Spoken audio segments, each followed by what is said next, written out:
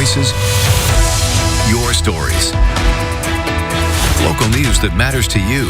Tampa Bay 28 News starts now. Most of the housing units in Florida prisons do not have air conditioning. Tonight, how corrections officers are calling out the dangers. What do you think about what's happening? All the stuff. Tonight, I'm listening to your voice on the current state of the U.S. and what stands out to you, what people in Tampa are noticing. Plus, we're live at one of the most popular traditions in Pinellas County. Our chief meteorologist, Dennis Phillips, is at the Pier 60 Sugar Sand Festival. Welcome to Tampa Bay 28 News at 6. I'm Wendy Ryan. Good evening, everyone. I'm Paul Agrone. We are following several developing stories tonight across Tampa Bay, including a mysterious death in Bartow. A 56-year-old man found dead in a pool of blood. Bartow police say on Thursday night, Jeffrey Blevins was outside his apartment on the phone with his mother when she heard him fall. Police ended up finding him in a pool of blood. Investigators have not said what caused his injuries. Anyone with information is asked to call the Bartow Police Department. In Pasco County, a local program is working to stop child abuse and neglect before it starts by helping parents from day one. From pregnancy through a child's early years, Healthy Families Pasco Hernando says their mission is to step in to support parents. The voluntary program that's part of Pasco Kids First pairs families with trained specialists who provide in-home guidance, helping parents understand their child's development. I've made so many mistakes in the past, and I can be my better self for my last baby, you know. So, and then now with the support of Healthy Families, even my better self. The organization's support ranges from teaching positive discipline and coping with stress to making sure children get regular checkups and vaccinations. Also happening tonight, the results of that special election in Hillsborough County are officially in. The State Division of Elections now confirming less than 2 hours ago that Democrat Brian Nathan did beat Josie Tomkow by exactly half a point. In fact, just 5 votes made the difference in that race. Well, in Pinellas County, one of the largest events of the year is kicking off today. Chief Meteorologist Dennis Phillips live at the Sugar Sand Festival on a Friday night. Dennis, it already looks busy. Guys, this is awesome. I mean, it really is. And this is day one of a 17-day event. You obviously got a lot of folks coming by, and, you know, you spend the day at the beach. Maybe you come in and look at some of the sand sculptures. You can go over to look at the artists over by the Pier 60 area. This is going on, again, until 17 days from now. And as we said earlier, one of the advantages, if you're a local, and most folks watching the news are local, I doubt many people on vacation are watching, you know, like, how do you get over here? The traffic is ridiculous, especially over on the bridge, right? Well, so what's happening is they're running local buses. You can park over on the Clearwater side, take the bus over, and hang out, because there will be traffic on the weekend, and it is an amazing event. We were talking about this earlier on, and you can just kind of see the folks just enjoying themselves, taking a break. And it's tented, which makes a lot of sense considering if we got one of those rain showers, what would happen to the sculptures? Hey, how you guys doing? So yeah, hey, how y'all doing? Hey, so yeah, I mean, obviously, folks are in a good mood. It's a Friday, why not? And the weather's cooperating. Now, I will tell you, we are looking at high temperatures tomorrow up near 90 degrees. So there's going to be a lot of heat out there. You look at the day planner tonight, don't expect any rain whatsoever for our area. A couple of showers inland. If you live around Lakeland, there's a shower popping right now, but most of us, it'll be dry, it'll be warm. But by this time tomorrow night, we do have a front that's going to be coming on in. And that front will bring us maybe not so much rain, but a little cooler air on Sunday. Now, the question is, how long will that cool air stick around? We'll have that answer for you coming up in just a couple of minutes. All right, thanks, Dan. We'll check back. Well, as Floridians, we know how unbearably hot it can get in the summer. Now think about having to work in a building without any air conditioning, or even worse, live in one. That is the reality for thousands of people when you realize 75% of the housing units inside Florida state prisons lack air conditioning.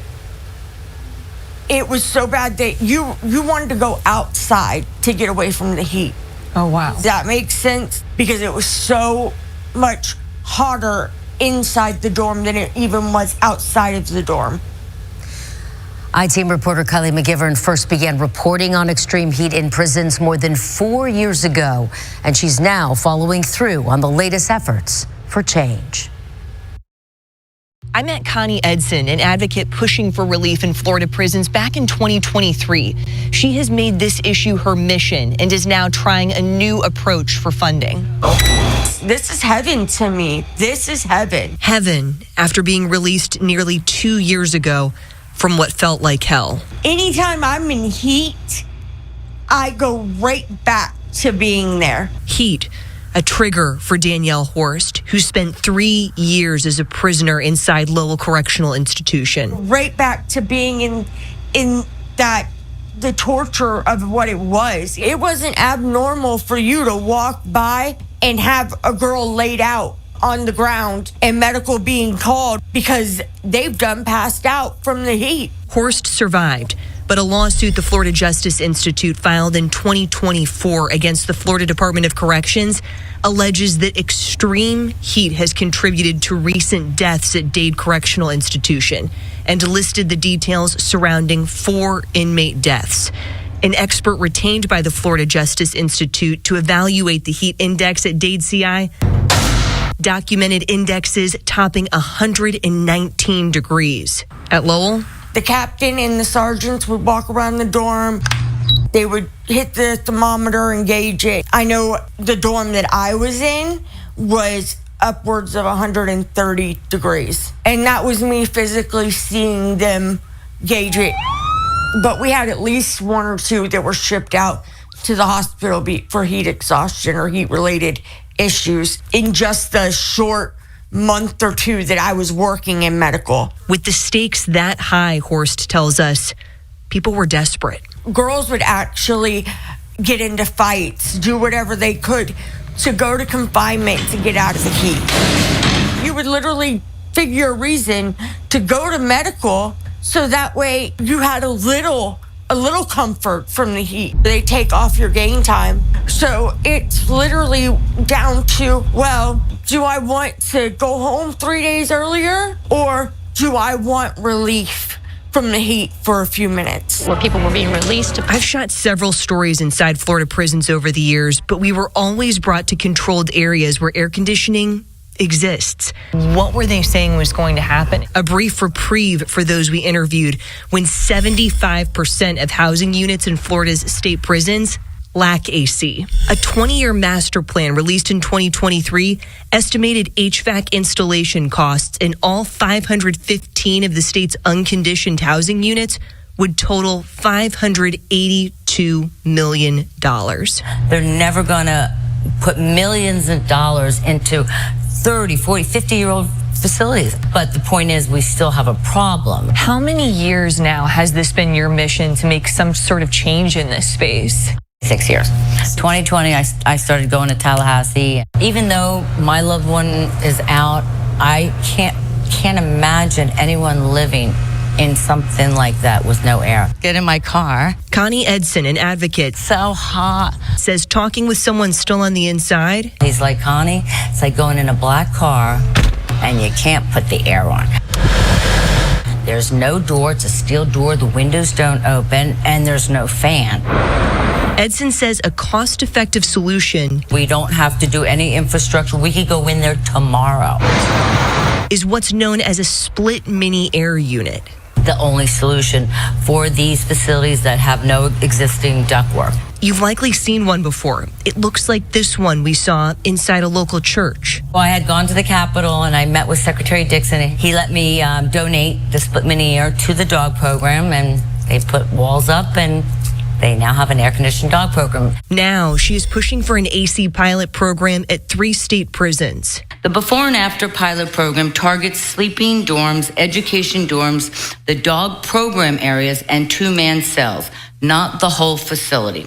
But I got over close to 150 support letters from the staff, correctional officers, incarcerated loved ones. Here are excerpts from corrections employees. Quote, "This is not just uncomfortable, it is dangerous. Tempers shorten, the risk of incidents increases, heat affects decision-making, patience, and overall safety for both staff and inmates. At a time when Florida prisons are already facing staff shortages, working in these extreme temperatures only makes recruitment and retention worse." Hearing people's stories, I just can't leave anybody in there in that situation without trying to help them. In a statement, the Florida Department of Corrections tells us various climate control measures are used to reduce heat, including industrial fans, and that staff is informed on best practices to avoid heat exhaustion and heat stroke. With photojournalist Matt McGlashan, I'm I-Team reporter Kylie McGivern, Tampa Bay 28. Kylie, thank you. If you do have concerns about Florida prisons, reach out to Kylie on our website, tampabay28.com/iTeam. You can also scan that QR code at the bottom of your screen right now. We do read all of your messages so we can look into the issues that matter to you. Next on Tampa Bay 28 News at 6, we're back live with Chief Meteorologist Dennis Phillips at the Sugar Sand Festival. Well, this year, the Sugar Sand Festival is celebrating sports and spirit with the theme United in Sand. Let's check back in with our sand expert at this point, Chief Meteorologist Dennis Phillips. He's been there all day. This event brings in artists from all over the world, including here in Tampa Bay. It does, and you guys brought up a great point. You know, we've been showing all this artwork, but I've wanted to know, how the heck do they do this? And Lisa is going to tell us a little bit about it. So over here, I mean, we can go ahead and just start showing you, because this is stuff that they're working on, right? Yes, this is the Masters Sand Sculpting Competition by College Wall Art. All of the 10 sculptors who were inside the exhibit, they are now competing against each other. 100% of the proceeds from this area will benefit local Title I schools. But a little bit about the art. It takes about a week to prepare the sand. That's called the pound up. And then they take these wood forms, fill them like coffins, fill them with sand, surface tension and compaction, and then they sculpt from top to bottom. So there are no wood forms inside of the sculptures. They are all sculpted free-handed. And this is the one part of the exhibit where it is not theme specific, and they are allowed to sculpt whatever they choose. And, you know, we're looking at these, and they look like they would be fragile, but, I mean, are they at all? I mean, oh, this is definitely fragile, no doubt. If you were to go over there and poke your finger into one of these, it would definitely collapse. The little secret behind that everybody wants to know, what is in the sand? There's nothing in the sand with the exception of when the sculpture is completely 100% finished.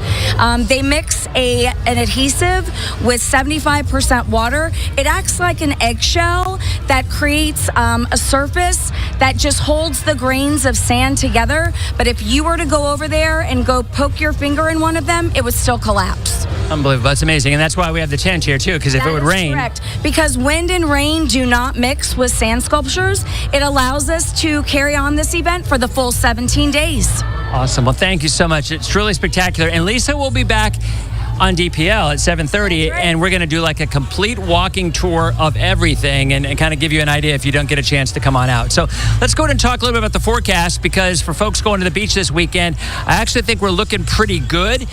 We do have a front that's coming through later tomorrow night. Temperatures right now anywhere from Clearwater at 77 degrees, 88 though in Bartow, 86 in Lakeland, Winter Haven at 87. So we're up near 90 in those inland spots, and I think tomorrow we will be up around 90 degrees in those areas. That is before the next front comes.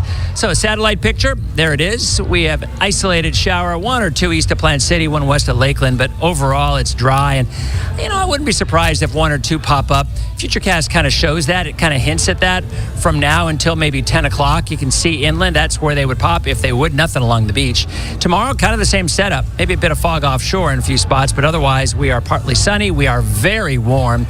And then there comes the front. Late tomorrow night into early on Sunday. A couple of showers, especially if you live south of I-4. And then on Sunday, more of the same. The exception is it's going to be cooler behind the front, as our highs will go from the upper 80s tomorrow to the lower 80s on Sunday. So there you go. If you're not into the heat, Sunday's the better of the 2 days for you. And then next week, just classic spring weather for Florida. Highs in the mid to upper 80s, lots of sunshine. And you see the rain chances Sunday and Monday down south, because that's where that front will again stall out. And this is what we've been talking about for a while. You know, front stall out South Florida. Maybe they bring another shower down across our southern counties Sunday into Monday, but most of us will remain dry. So your beach forecast for tomorrow, and for most of the weekend for that matter, is sunny. Great day at the beach tomorrow. Clearwater, any other beaches you're going to, highs in the mid to upper 70s with rain chances very low. Not zero, but pretty close to it. 7-day forecast. Highs on Saturday will reach the upper 80s. Highs on Sunday will reach the lower 80s. Hey, how are are you? I saw you at the Lightning game. At the Lightning game? That was not a good game. Lightning didn't win. I know. That was sad. I know, but they've had a good season. You guys can come back out of the graphics. So what's your name? Becca. Becca, nice to see you. Nice to see you. And you got, were they all at the Lightning game? Susie and Lori. No. Laura, Susie, and Sharon. Well, and are you guys loving it here? We do love it here. This is a we cool live event. Here, so. I mean, this event is awesome. Beautiful. Northern Michigan, and it's awesome here. Yeah, they don't have that around up there. I don't blame you. There's no sugar sand in Northern Michigan. Thanks for coming by, guys. Thank you. So yeah, tonight at 7:30 on DPL, we will give you a walking tour of everything here from the beginning to the end. That's tonight at 7:30 on Dennis Phillips Live. Welcome back. All right, with the conflict in Iran heading now into its second month this weekend, the uncertainty now hanging over the U.S. economy, from the volatile stock market to those rising gas prices and the government shutdown causing gridlock at airports. With all of that going on, I wanted to check in with you, what you think, how you deal with it, and most of all, how you keep on keeping on. Talk to me, Tampa Bay. It's time to listen. Tampa Bay 28 listens to you. Can we talk to you real quick? It's been a while since we've aired out our thoughts about things going on in the world. There's so much happening. You've got the war in the Middle East. Our objective is to defend the American people. You've got the Epstein files. You've got gas prices going up. You've got the travel nightmares at the airports. Lines are really slow. The economy. Is any of this on your radar? Maybe it is. Maybe it's not. Maybe it's just in my head. Let's find out. It's time for your voice. Let's go.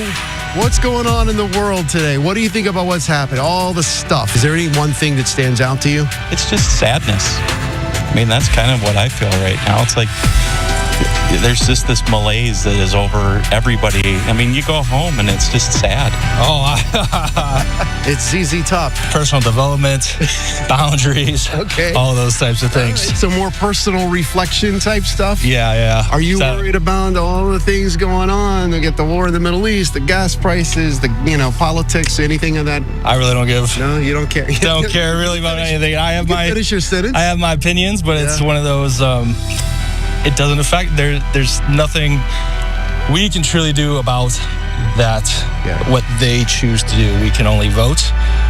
And then I think, from a personal development side of things, go back and touch on that, is I don't think the world could be a better place until each individual also becomes a better human being also. What do you think about what's going on in the world today? Oh man, it's beautiful and it's bad at the same time. What can I tell you? We're just trying to enjoy a bike ride, get some cardio in. I love it, brother. Take care. Everything going on in the world. What do you think about it? It's not great. Not great? Why? Just in terms of gas prices, oil prices, stocks, everything like that. Wars. What concerns you most? The wars, I guess. How do you take a break from it? Doing this, going for a walk. Good place to go for a walk, right? Yeah. Enjoy your day. Got to enjoy your day. This Sunday morning, I will be talking about all of that, the impact of the partial government shutdown with ABC News Deputy Political Director Ben Siegel. Make sure to tune in to Full Circle Florida at 8:30 right here on Tampa Bay 28. All right, thanks, Paul. Well, this afternoon, President Trump signed an executive order to pay TSA agents. The partial government shutdown has stretched into 40 days now. Earlier this week, we spoke to the vice president of the labor union for TSA workers in Florida and talked about the strain this shutdown has put on their families. I think people exhausted their resources from the last record shutdown, and it's been such a short amount of time in between that they've not had a chance to bounce back yet. People are still paying off previous loans or what have you from the previous shutdown. So Feeding Tampa Bay is helping TSA workers and other families in need right now. Nearly 1 million local families struggle every day just to make ends meet. They provide meals and help with long-term stability. So we've teamed up with Vigo Importing Company and Duke Energy to help support those efforts. Join our Food for Families and More initiative. Help at the checkout lane at your local Winn-Dixie store. Just scan that QR code right now on your screen and visit tampabay28.com/gives. Good stuff. Let's leave you with this beautiful shot here. Thanks for joining us here on Tampa Bay 28 News at 6. And we'll see you back here on Tampa Bay 28 News at 7. Have a great night.